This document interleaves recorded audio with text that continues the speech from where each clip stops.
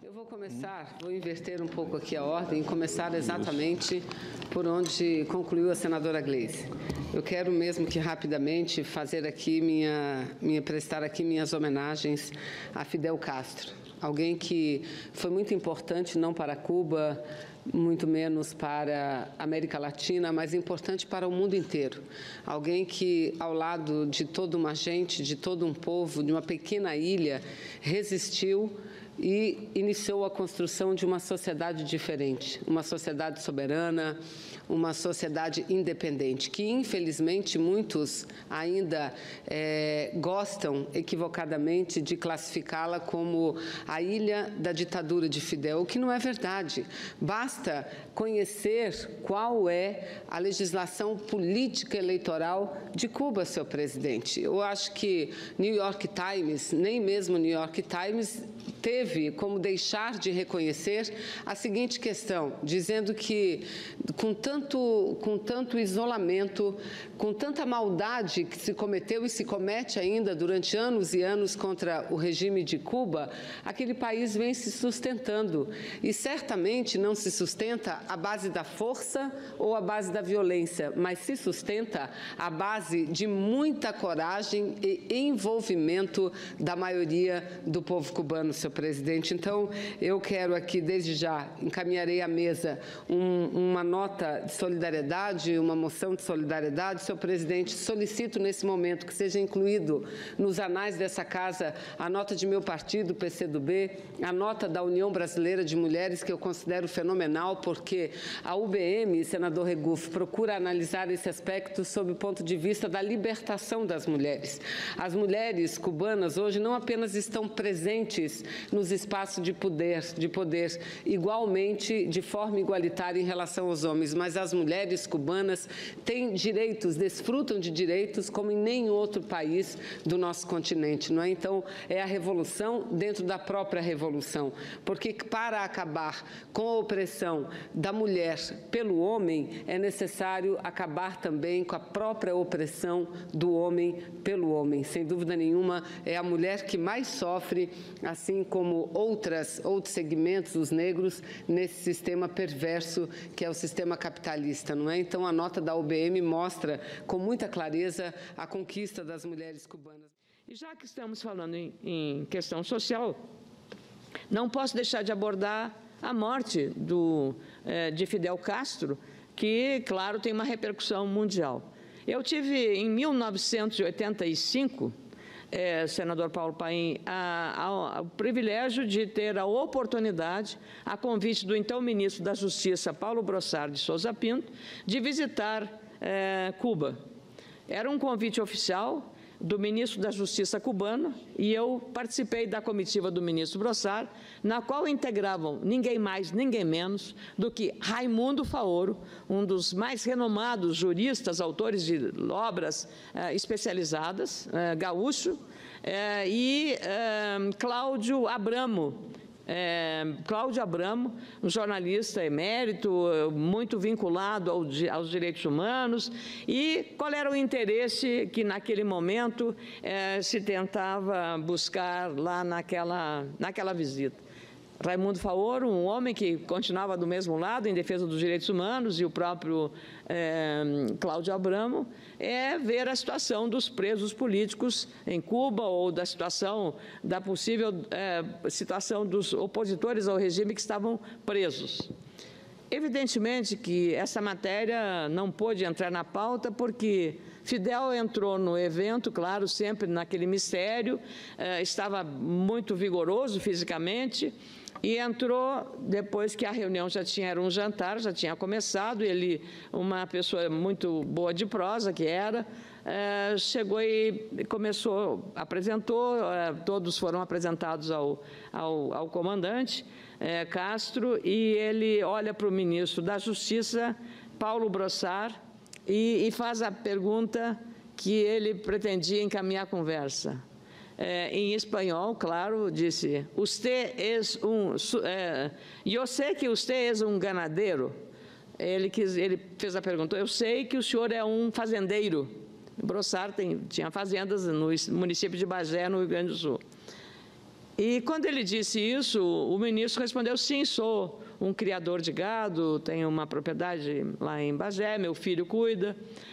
E o Fidel, a partir daí, ficou mais de 2 horas falando sobre tudo sobre pecuária, tudo sobre pecuária bovina e ovinocultura, sobre os ovinos deslanados que havia em Cuba, falando sobre genética animal com, eu diria assim, a profundidade de um veterinário com PhD.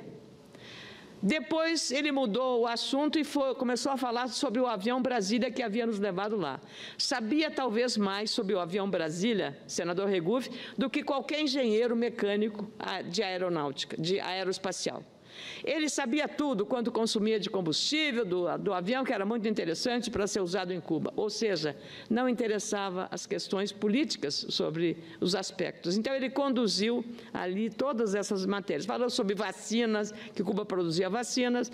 À época, claro, não se falou sobre médicos cubanos, porque não havia ainda o programa. Mas eu fui e elegi. Estava lá com outras jornalistas, entre elas a jornalista Eliane Cantanhede, muito festejada, muito competente, e eu preferi acompanhar o então secretário nacional de política penitenciária, que havia ido também na missão, para visitar um presídio em Cuba. Presídio dos presos comuns, evidentemente, não presos políticos, porque esses eram inviáveis chegar perto. E eu fui, passei 2 dias visitando. E em um determinado momento eu falei sobre isso aqui, e disse que fala-se muito em saúde pública de Cuba e do nível de escolaridade, alfabetização, mesmo que no país não haja democracia, que os jovens não tenham acesso à internet, que seja tudo muito difícil nessas questões da democracia. Então, fala-se aqui da democracia, mas quantos partidos funcionam em Cuba? Quantos? Apenas um. Então, fazer uma eleição com apenas um partido um pouco não desvendar a realidade. Mas, nessas visitas, me surpreendia, senador Medeiros, os presos cubanos na prisão de Havana, que tinham, à época, 3.000 presidiários, eles eram separados por categorias. Aqueles que tinham habilidade na marcenaria iam trabalhar em marcenaria, aqueles que tinham habilidade em mecânica, aqueles que tinham habilidade na área rural iam fazer uma horta para produzir a comida que consumiam na penitenciária. O trabalho dos presos no regime cubano, e aí acho que poderíamos ter não só cuidado da área de medicina, mas olhado esse lado. O trabalho dos presos respondia por 82% do custeio da penitenciária. 82% em 85. Não sei se mudaram o sistema. O regime era um regime militar dentro da cadeia, de horário de levantar cedo da manhã, fazer uma pregação revolucionária e depois cada um ia para o seu setor.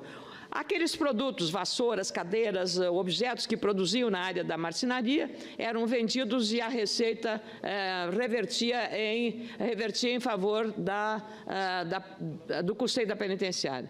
Também o trabalho dos mecânicos que estavam trabalhando para consertar veículos e tal, eram também, da mesma forma, o salário revertido. A família deles, e lá não tem problema, pode ter poligamia, não há problema, eles recebiam a título de salário para ele distribuir para a mulher, para a família, ou para 2 ou 3 esposas, um valor simbólico, sei lá, de $10.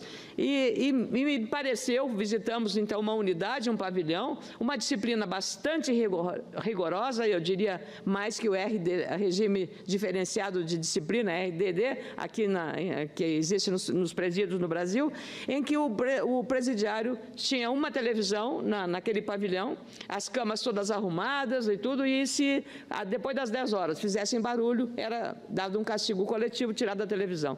Então, eu penso que esse modelo cubano de penitenciária, podiam as autoridades brasileiras, que têm tanto apreço pelo que foi feito lá, que nesse caso usassem, porque lá em Cuba os presos pagam ou trabalham para custear o seu sustento. E faziam à época aí faziam à época, uma questão que os danos menores, os roubos menores, ele vestia um uniforme e saía na rua para varrer a rua pública, mas se sabia que aquele ali tinha cometido um delito de roubar uma bicicleta ou um outro produto de dano menor na sua atividade ilícita. Então, eu trago isso na lembrança também de dizer que, assim como apenas 30% do valor dos médicos cubanos é repassado a eles, e o restante fica com o Estado cubano.